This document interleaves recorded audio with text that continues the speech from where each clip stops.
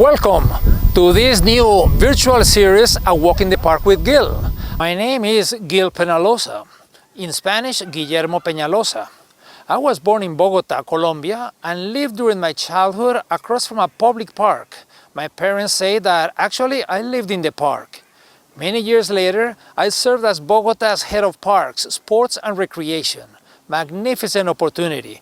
I led the design and construction of over 200 parks, from Simón Bolívar Park with over 100 hectares to multiple neighborhood ones, mostly in low-income areas. We also took a program called Ciclovia with a few kilometers and turned it into the world's largest pop-up park. Over 120 kilometers, car-free streets, where every Sunday over 1 million people walk, run, bike, shop, socialize, and mostly enjoy the presence of each other. Now I live in Canada, and 15 years ago created 880 Cities, a non-profit organization which focuses on parks, streets, and other public spaces and their uses by people of all ages and backgrounds. I was elected chair of World Urban Parks twice and now serve as its ambassador. Thank you very much, everyone. This is great to have our first session of A Walk in the Park with Gil. This is going to be bi-weekly, every other Tuesday, same time, same place. The idea is I have partnered with World Urban Parks and 880 Cities, and we want to bring some renowned experts to talk about either specific parks. As in 2 weeks, we're going to have Chapultepec Park, which won the award of world's best large park, and sometimes about city park systems. 4 weeks from now, we're going to have the city architect from Melbourne, Rob Adams, speaking on this. But today is a very, very special day because we have Mitchell Silver. Mitchell has so many accomplishments. I will ask him later on to tell us a little bit about himself. He was president of the American Planners Association. For the last 7 years, he has been the commissioner of parks of the largest city park system in North America, of the city of New York. The way this webinar is going to work is our guest. We're here more to listen to the guests than to me. So the guests are going to have a presentation. Following the presentation, then I will have a dialogue, and then we will take questions from any of the participants.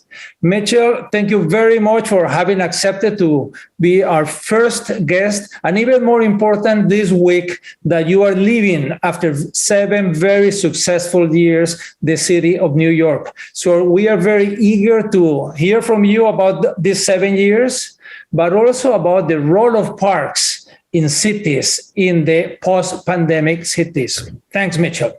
Well, thank you, Gil. Thank you so much. Yes, this is a very emotional week. It's my last week as a Parks Commissioner, and I'll be moving on to join a consulting firm. I'll be a special advisor to help people develop park systems and good design all over the country and the world. So what I'm going to do now is share my slide presentation, and then we will begin. Well, first, from my observation, this has certainly been the most amazing experience in my entire professional career to run New York City park system. But what I've observed, particularly after COVID, and we'll talk about the attributes of parks and why they're so important, is that we went through a lot of disruption. But the good news is, out of this disruption has been somewhat of an awakening. And I always believe we don't just plan for place, but we plan for people. And all these disruptions has really opened our eyes about what is possible through parks here in the United States, and I'm sure abroad. I always like to frame emerging issues because as park planners, as planners, we really respond to emerging trends and challenges. And I'm just listing some of the issues we're dealing here in the US, but clearly climate change, extreme weather events. But at the bottom, you see the ones that I'm going to talk specifically to, the public health crisis that we're dealing with, the pandemic, and not just that, of not having walkable, healthy places, the racial and social justice issues we've been experiencing, divisive politics, And what about this post-COVID behavior as we come out? How are we going to deal with this emerging issue? Because everyone's talking about the future of work, the future of public space. And so the big question is, what's next? What role can parks and public space play as we deal with all these disruptions? I believe in the 21st century that parks are not just green spaces, but they're public spaces for people. And it's not just an amenity, something nice to have, but it's a vital part of the city's essential infrastructure. Everyone realized during the pandemic, when everything closed, our parks remained open. And it wasn't just viewed as this nice place to go, it was vital for our survival during COVID. Also, parks play the first line of defense against climate change. New York City is a coastal city, and we look very carefully about how our parks can help collect stormwater, can be built to get the effect of storm surges. But also, parks are not just for physical health, they're also for mental well-being. So in New York City, looking at these disruptions, I'm going to focus on these points of equity, access, inclusion, and planning and placemaking. Won't have the time to cover all the topics, but if Gil wants to ask me a question, I certainly can handle that when we come to that part. So this whole issue of diversity, equity, inclusion has been on everyone's mind. And I want to share this in terms of lessons that I can share with you. And diversity, equity, inclusion is not something you do. It's who you are. I've been in this space for some 20 years. And so now, as a result of the whole Black Lives Matter movement, people are saying we have to do something about diversity, equity, inclusion. I tell them it's not something you do. It's who you are. It's the lens you look through. And so to me, that's something that's critically important. So I'm going to talk about equity first. There are a lot of definitions out there about what equity means. I like to use one simple phrase: fairness. Are we fair about how we build our parks? Are we neglecting certain communities that aren't getting quality parks and public spaces? Are we maintaining those parks? And so we had to find out in New York City, were we being fair? Because that is a term everybody understands. If you're going to a birthday party and you have a pizza and one child gets 2 slices and the other child gets 1, they'll immediately tell you that's not fair. So we tried to look through the lens of whether it's fair. So when I came to New York City, the mayor wanted to make sure that we understood exactly how we were being equitable or inequitable in New York City. And so the mayor challenged me with coming up with this framework, and we did it within 6 months to find out how we had to build an equitable future for our park system in New York City. Well, we had to measure it to find out if we were being equitable. In New York City, we spent over $6 billion in 20 years to improve our parks. We added more acres or hectares, and we came up with this metric under the previous Mayor Bloomberg of a walk to a park. In New York City, we felt everyone should be within a walk to a park. Right now at 81.5%, the goal is to get to 85% by 2030. But it wasn't just about proximity. It was about quality, because I can walk to that park and I wouldn't let my child or my grandchild step foot in that public space. Very often we get caught up in these metrics, but it's not just about proximity, it's also about quality. And I'll show you what some of those look like. And so we had to find out, were we being fair? New York City spent $6 billion. How many of those parks saw little to no investment? And it turned out in New York City, 215 parks received little to no investment. And the mayor and I said that is not fair, and we had to do something about it. Think about it. That's from a childhood to college. That park saw no change, no investment. That was not fair. We want our children to connect. We want our seniors to age gracefully. And in this particular case, those parks saw little to no investment. So to the mayor's credit, we came up with this proposal called the Community Parks Initiative. And we decided to recreate 67 of those 215 parks, a total redesign. And we also took some of the others and did targeted improvements. We wanted the community to know that we noticed you have been neglected and we're going to do something about it because it was not fair. So this is New York City. This is what the Robert Moses playgrounds look like. They're asphalt, and you can tell there's not one blade of grass. But this was included in the walk score. This was considered a park that people can go to and enjoy.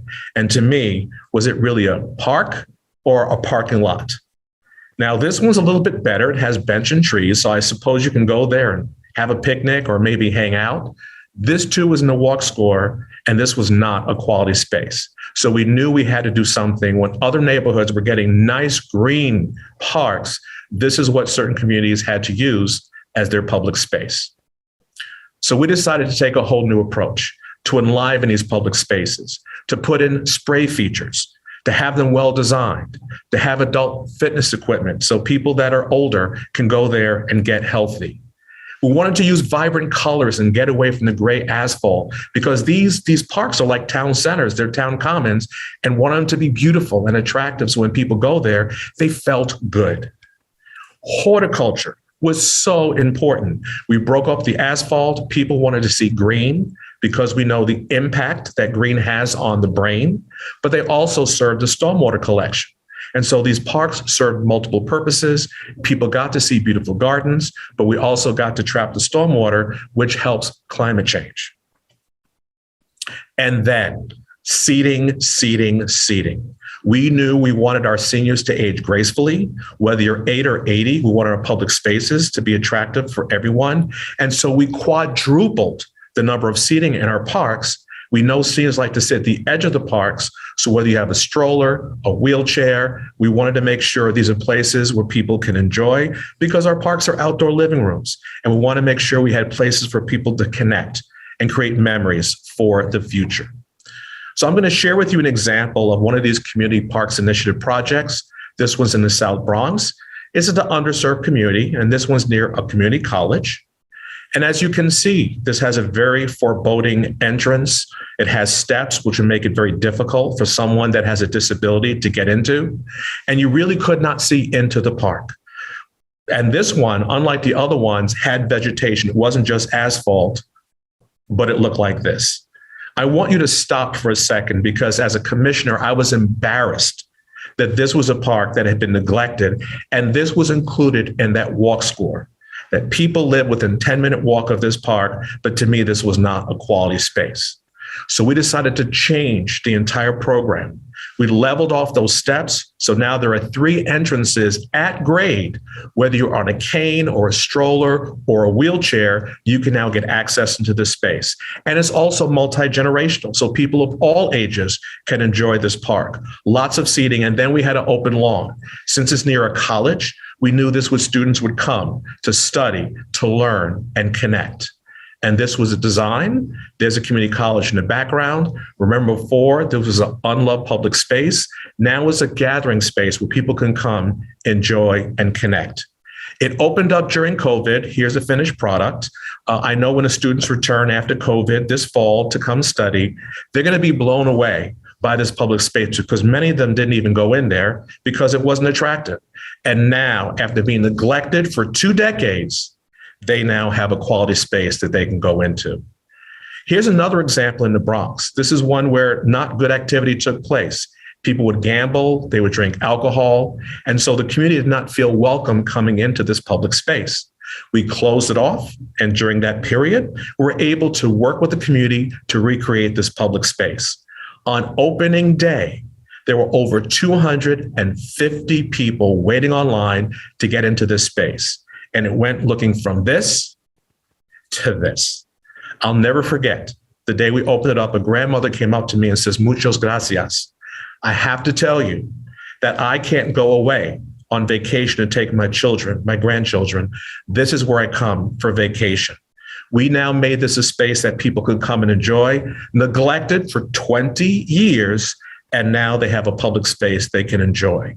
And I will never forget looking at that little girl you see there in a pink shirt. This was a hot July day, and you can just see her being refreshed by that mist going on her space. And this space continues to be extremely popular, even though we opened this up about 4 years ago. The next slide is one that touches me the most. There was another asphalt playground in Brooklyn. As a little boy, Hispanic, about 8 years old, would not go into the public space. And so we had a staff member. This was opening day, a celebration, brand new park, synthetic turf, a track. This was a great park. The little boy would not come in. We went up to the little boy and asked him, "Why won't you come into this park?" And he said he didn't want to go in because he didn't know how much it cost. It was that nice, he thought he had to pay.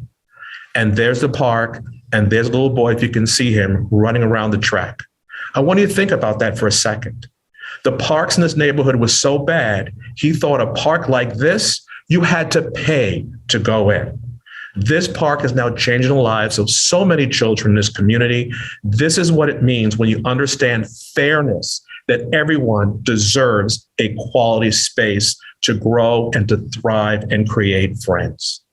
So the results of this initiative, we've now completed 60 of the 67. That is now improving 70 acres or 28 hectares of land. We've created these friends groups. Local communities are now becoming stewards of these public spaces.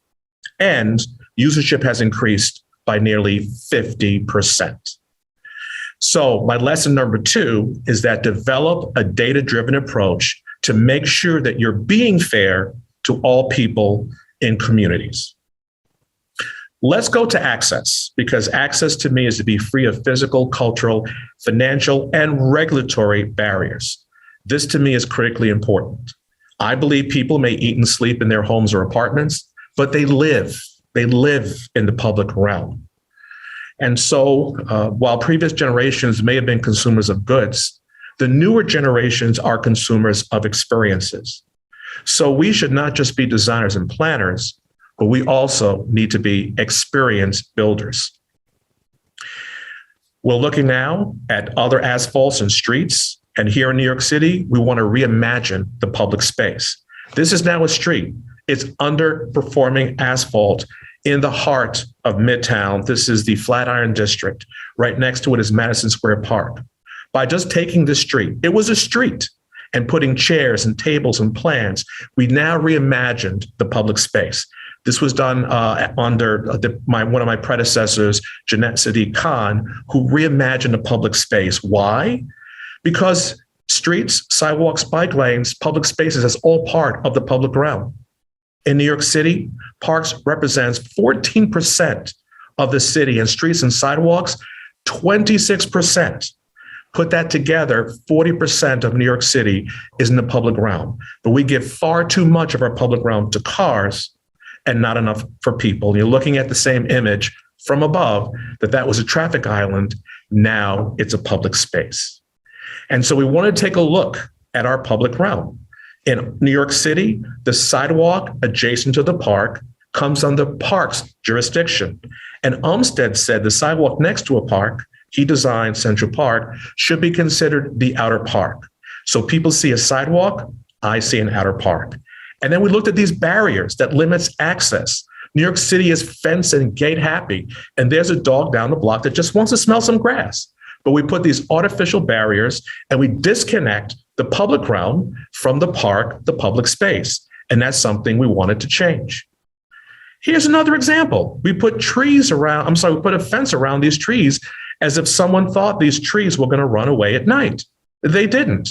And so we had to re-examine to remove these barriers that are preventing people from enjoying public space. People said, you can't take down the fences. It makes parks less safe.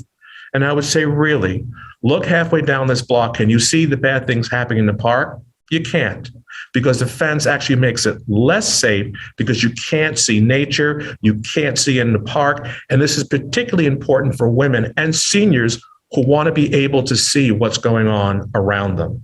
So we took a clear aim and decided to come up with this program called Parks Without Borders. I was very grateful that the mayor gave me $50 million to initiate this pilot, which is now part of the parks design philosophy. It's called Parks Without Borders, and it has now been extremely successful. What is Parks Without Borders? It is a design approach that focuses on the entrances, the edges, and the adjacent park spaces to make them more seamless and connected to provide better access, both visual and physical access to the community. I'm going to give you an example of what this looks like. You're now looking at Travers Park in Queens. This is one of our best examples of Parks Without Borders. Very, very popular. So we took a park, we took a street, and we took a schoolyard and merged them all together to create a brand new public space. Again, taking advantage of the public realm. This is what it looked like before, a high fence. And I want you to notice where those trees are located. You have no connection whatsoever between the sidewalk and that asphalt park. What we're able to do is bring the park experience out to the sidewalk, the outer park. And now if you see where the trees are located, these are now intimate spaces that people can enjoy. What I like about this program is that in New York City, parks close, but sidewalks never close. Where you see these intimate settings, that is now open even after hours. And this is blurring the fence, taking it down, provide better access to public space. And as you can see, we set this up as outdoor living rooms so people can go out there, sit, and enjoy. This is a street that was demapped and was created into a plaza. This is the before. This is the rendering of the after. And I'm so pleased to share with you, this project opened up, and during COVID, this became a destination. As you can see what we're talking about, there's no more fence. The sidewalk is now an outer park. The park closed, this is at night, but the sidewalk remains open for people to enjoy a hot summer night under the canopy of a tree. And this is, to me, an extremely successful project. We also, during COVID, started looking at our streets. This is not just New York City. This is happening all over the world. Because we wanted people to be safe, we converted our streets to open streets, to shared streets, and to play streets. This is now changing the fabric of our city and giving streets back to people. We're seeing this in Paris. We're seeing this in Barcelona and in New York City, Boston, and all places all over the world. And I'm so honored that here in New York City, during COVID, the mayor and council agreed to close 160 kilometers, 100 miles of streets to give them back to the public. And in fact, just a few months ago, the city council passed a law to make 60 miles of these open streets permanent. So to put that in context, about 8,300 parking spaces will now be gone in New York City. And we'll be giving that public space back to people to enjoy. I'm now going to close on the section about inclusion. To me, inclusion is to be included and not excluded for all people in a design process and community engagement. Avoid designing exclusive parks and public spaces, but they should feel welcome. In fact, I always want to make sure people understand how they feel in the public space, that if they say, I feel welcome here, I belong here. To me, that is a true test of creating a truly inclusive space. Now, this is shocking to me. Back in 2016 or prior to 2017, parks actually had a rule that you could not loiter in a park. Now, to understand the word loitering, it means to stand or wait around idly with no apparent purpose. Ladies and gentlemen, that's what you do in a park. You don't have a purpose, but you just sit there and enjoy. But this rule could have been racialized, that if you're a child of color, they would say, I'm calling the police, you should not gather here. And so we wanted to make sure that we encouraged our young people to be in public space. And in 2017, New York City Parks removed the word loitering as a park rule as part of the Criminal Justice Reform Act. In fact, we went a step further, and our department actually had a Yes Loitering art project to investigate how teens might, why they feel excluded or targeted in public spaces. We wanted to make sure that they're welcome to loiter, they're welcome to come to our public spaces. I'll skip this one for the sake of time. So lesson 3, to truly be inclusive and accessible, you must examine and eliminate the physical, the cultural, financial, and regulatory barriers so that everyone feels welcome in our parks and our public spaces. I'm going to close on this disruption that I had shared with you earlier, and this one is very, very important.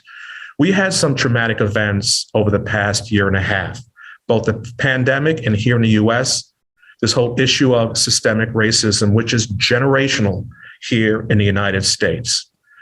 There are certain reactions to stress and trauma. I know there's a lot on this slide, but I want you to understand these were the issues our people in our cities were feeling. The physical stress, emotional, behavioral, cognitive, and spiritual. Just read some of these. This is what the people in your country, your cities were going through during the pandemic and here in the US during the whole civil and social unrest. They're in a lot of pain and trauma, and some of this is generational. And we realized as parks that this is from the Trauma Institute, that we can provide a role on helping people get through the trauma in our parks and public spaces. You can go to this, it's called the Trauma Stewardship Survival Guide, and it gives you the tip of how to deal with the stress, how to deal with the trauma. But we're in the park business and we played a specific role. So in my opinion, parks during COVID became our sanctuaries of sanity. Parks have the power to heal. But this is one of my running friends, and you can see how happy she was when she saw me during the COVID. Parks also have the power to bring joy. And we also started using the renamings of our park to help people celebrate, to help people express the pain they were feeling about some of the injustices. This is Juneteenth Grove we created as a result of the Black Lives Matter movement. We use the Pan-African colors, and this can be a place where people can just go to reflect, to celebrate, or to protest. Juneteenth is a holiday when the American slaves were finally told that they were freed. It's a beautiful exhibition. This is now very popular. People now feel welcome in their public space as a result of this renaming. And our staff, we went in there ourselves to paint these benches because for us, it was part of the therapy we needed to go through. And I myself, we painted 19 benches and planted 19 trees. And I had the privilege of planting this tree and also praying for this tree as a result of my own personal healing process, as a result of COVID and the Black Lives Matter movement. We're going further and we're renaming more and more spaces, 28 in the past year, to name them after key Black or African-American icons so people can now see themselves in the diversity of our public spaces. And in New York City, I'm there with Mayor de Blasio and his wife, Charlene McCray. This is now James Baldwin Lawn, a famous writer and speaker here in the United States. So our parks and public spaces should be reimagined to be part of our healthcare system because they have the power to heal and also to bring joy. So if I had to recap, equity is about fairness. We didn't talk a lot about diversity, but that's the value of different perspectives, access, removing barriers, and inclusion must be welcoming to all. So as I close, I believe it was my role, it is our role to create an equitable and inclusive parks and public spaces that are accessible to all and has the power to heal and to bring joy. Thank you very much. Thank you, not only for having been in this webinar, but for your amazing work over the last 7 years. You were not a parks person. You were brought up more through the planning. You have been president of the American Planning Association, but now you work with parks and you really made sure to actually live and put into practice the issues of equity, of diversity, of inclusion. And it's something that benefits people all around the world. So I want to thank you as citizen and so many people that were so proud and so happy to see you. And we hope that you continue, even if you live New York Parks, we hope you continue engaged and involved with the parks movement because we need parks in the post-pandemic. The post-pandemic city really has to be equitable and sustainable, and parks, especially urban parks, have to be a key role. So we hope that to see you everywhere, Mitch. Thank you. I'm hooked. I'm in love with parks. I'm hooked. I'm not going back. Thank you so much for doing this, Gil. I certainly appreciate it.